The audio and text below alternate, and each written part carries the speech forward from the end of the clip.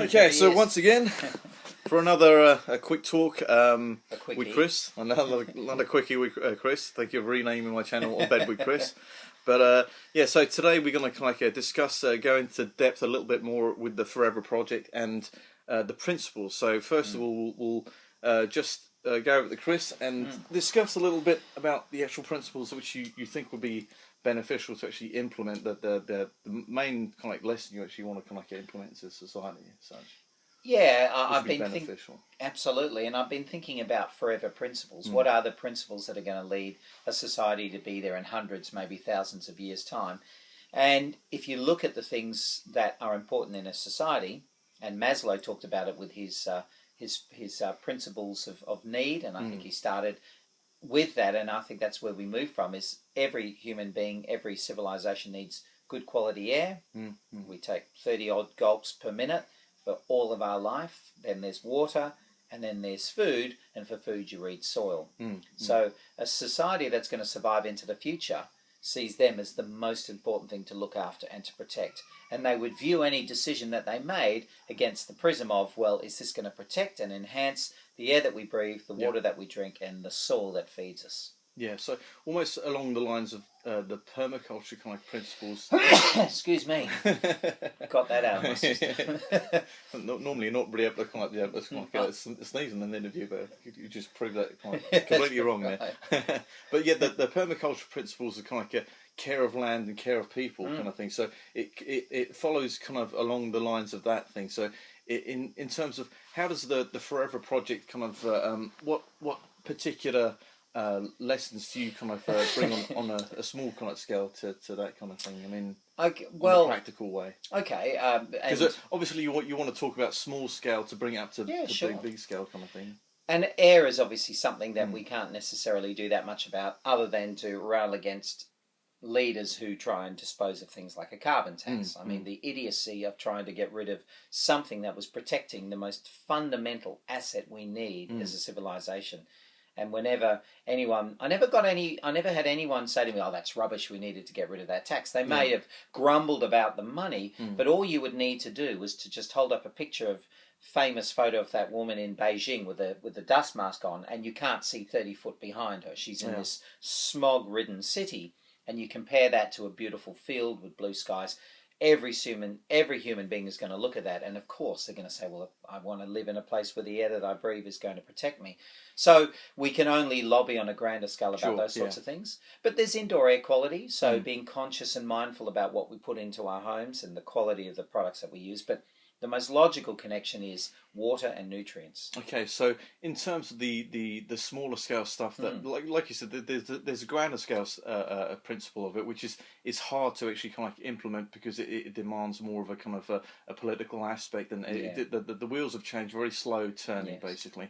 So on a small scale, do you perhaps kind of like say that the planting of more trees and because essentially that's the immediacy of kind of like carbon capture in itself. Course, absolutely. So in the tropical zones, it's also kind of like encourages waterfall, and kind of it's and here as well.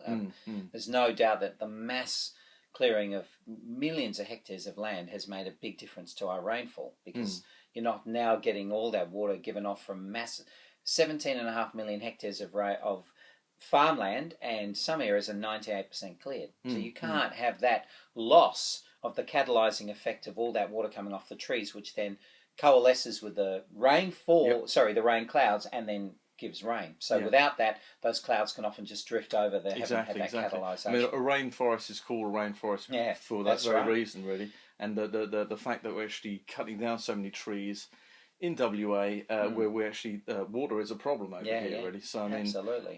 So basically, the encouragement of like planting of more plants and trees, and protecting soil. Well. So water, we say to people, we can make a massive difference in terms of water if we start to be water conscious and water wise. So that's been my bread and butter for years. Is designing water-wise gardens, putting in the right shower fittings, putting the bucket in the shower. If you want to be a bit more expansive, grey water systems, rainwater tanks. Perfect, all of them are going to have a big difference and an impact. Removing areas of lawn, particularly superfluous lawn like the verge lawn.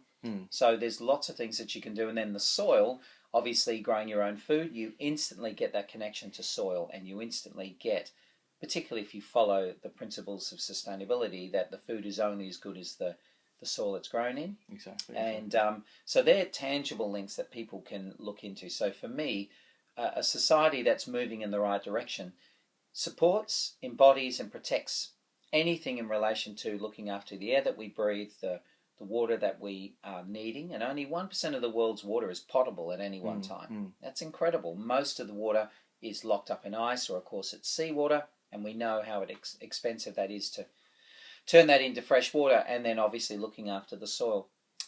So they're key things, and then on a government level, that's again bringing in things like some form. I wouldn't have called it a carbon tax, by the way. I would have called it a smog or a pollution tax. Of course, put it instantly in the face of, if there's someone on this planet who actually supports more smog or pollution, I'd like to meet them and give them a good counsellor they should go and see.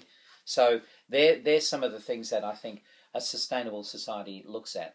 And if you look at priorities of what our governments are spending money on, they're spending money on submarines, they're spending money on stadiums, and they're spending money on foreshore redevelopments in the city, and they're totally taking money away from looking after the air that we breathe, the water supplies, and the soil that is going to sustain us into the future. So we are moving in the wrong direction as a civilization at the moment. Yes, you're right. And I think actually the fundamental principles of actually doing it at home, essentially to start off with, is immediately impactful, whereas the political debate is always a tricky area, because there's so many parameters as to how and when and how quickly it works and stuff. And like I said before, that the wheels of change are very slow moving. Yes. But if there's enough people that start planting gardens, making sustainable kind of thing, using the grey water systems that you have implemented in the Forever House. So if there's anyone interested in coming to have a look at the ways it's actually done, there's all the tools are actually here as to how it works and stuff.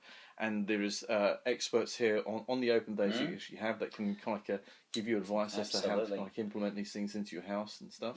There's so many things that people can do on an individual level, and then a community level, and then of course getting out further. So we encourage I'd love every Australian to have once or twice a year they go out and plant trees. They go out onto degraded farmland and make a family day of it. It's just the best fun.